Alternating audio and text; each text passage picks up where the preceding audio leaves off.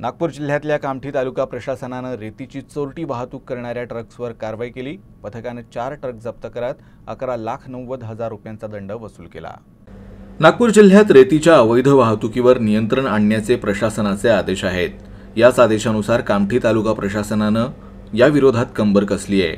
तालुका हद्दीत 4 वेगवेगळ्या कारवाया करत प्रशासनाच्या पथकांनी रेतीनं भरलेले 4 ट्रक जप्त करून ट्रक चालक मालकांवर 11,90,000 रुपयांचा दंड ठोठावलाय। या ट्रकमधून विनापरवाना रेतीची वाहतूक केली जात होती। तहसीलदार गणेश जगदळे यांनी केलेल्या कारवायांमुळे रेती चोरट्यांचे धाबे दणाणले आहेत। माननीय जिल्हाधिकारी नागपूर आणि माननीय उपविभागीय अधिकारी मौदा यांनी दिलेल्या निर्देशाप्रमाणे कामठी तालुक्यामध्ये छुप्या मार्गाने वाळू वाहतूक कामठीमधून नागपूरला जात आहे अशी माहिती मिळालेली होती। त्यानुसार आम्ही वेगवेगळी पथके तयार केलेली आहेत। त्यामध्ये नायब तहसीलदार, तलाठी व मंडळ अधिकारी यांचा समावेश आहे। सदर पथके दिवसा तसेच रात्री अवैध रेती वाहतुकीवर कारवाई करण्यासाठी फिरत असतात।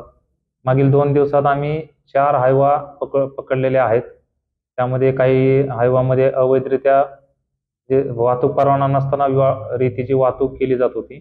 आम्हाला 30 ब्रास अवैध रेती आढळून आलेली आहे आणि 4 गाड्या आम्ही सीज करून ठेवलेल्या आहेत।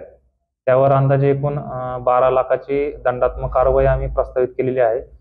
सदर प्रकरणे माननीय उपविभागीय अधिकारी महोदय यांच्याकडे प्रस्तावित केलेली आहेत।